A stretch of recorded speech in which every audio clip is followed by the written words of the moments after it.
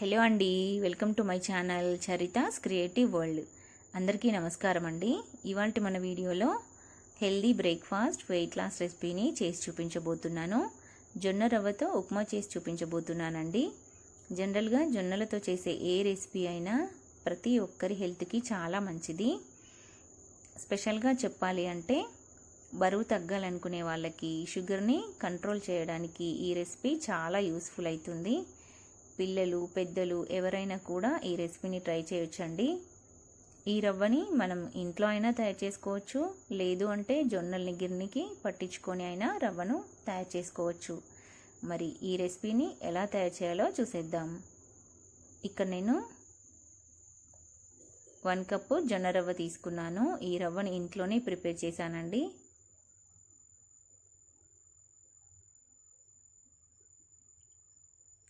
One cup జొన్న రవ్వకి 3.5 కప్పుల వాటర్ని మెజర్ చేసుకుంటున్నాను. నేను రవ్వను ఫ్రై చేసి ఉప్మా చేస్తున్నానండి, అందుకే 1 కప్పుకి 3.5 కప్పుల వాటర్ తీసుకుంటున్నాను. ఒకవేళ మీరు రవ్వ ఫ్రై చేయకుండా డైరెక్ట్గా వేసినట్టయితే 1 కప్పుకి 3 కప్స్ వాటర్ సరిపోతాయి. ఇప్పుడు ఈ వాటర్ని పక్క స్టవ్ మీద పెట్టి బాయిల్ చేసుకోవాలి. తర్వాత ఇటు సైడు స్టవ్ పైన ఒక ప్యాన్ పెట్టుకొని అందులో 1 టేబుల్ స్పూన్ ఆయిల్ వేసాను. అది వేడైన తర్వాత 1/2 స్పూన్ ఆవాలు, 1 స్పూన్ జీలకర్ర, ఒక 2 స్పూన్స్ శనగపప్పు, 1 స్పూన్ పల్లీలు వేసాను. తర్వాత ఒక 5-6 వెల్లుల్లిపాయల్ని సన్నగా తరిగి వేసాను. కావాలంటే ఇక్కడ మీరు అల్లంని కూడా తరిగి వేసుకోవచ్చు. వెల్లుల్లి వేగాక ఒక 3 పచ్చిమిరపకాయల్ని చిన్న చిన్న ముక్కలుగా కట్ చేసి వేసాను. ఈ ఉప్మాని మీరు పిల్లలకి చేసి ఇవ్వాలి అనుకుంటే నెయ్యి వేసి చేసి ఇవ్వండి, చాలా బాగుంటుంది. పచ్చిమిర్చి లైట్గా వేగాక ఒక చిన్న ఆనియను, కొద్దిగా కరివేపాకు వేసి వేయించాను.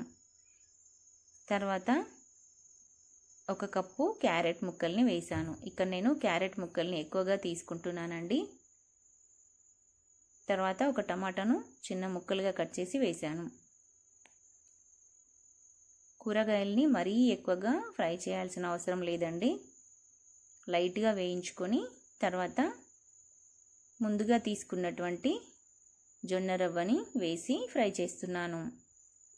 ఇప్పుడు ఈ రవ్వని ఒక 2 మినిట్స్ వరకు పచ్చివాసన పోయేంత వరకు లో ఫ్లేమ్లో పెట్టుకొని ఫ్రై చేసుకోవాలి. ఇక్కడ మీకు కావాలంటే ఇంకా వెజిటేబుల్స్ని యాడ్ చేసుకోవచ్చండి. కాజు పలుకులు కూడా వేసుకోవచ్చు. రవ్వ వేగిన తర్వాత మనం ముందుగా బాయిల్ చేసుకున్నటువంటి వాటర్ని ఇప్పుడు ఇందులో యాడ్ చేసుకోవాలి. మిశ్రమాన్ని ఒకసారి కలుపుకొని రుచికి సరిపడా సాల్ట్ని వేసుకోవాలి.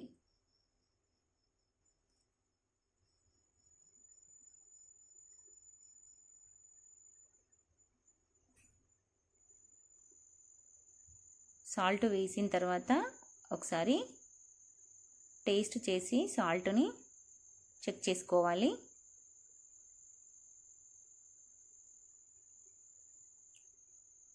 మళ్ళీ మిశ్రమాన్ని ఒకసారి కలుపుకొని క్యాప్ పెట్టి వాటర్ పీల్చుకొని రవ్వ మెత్తగా ఉడికేంత వరకు కుక్ చేసుకోవాలి.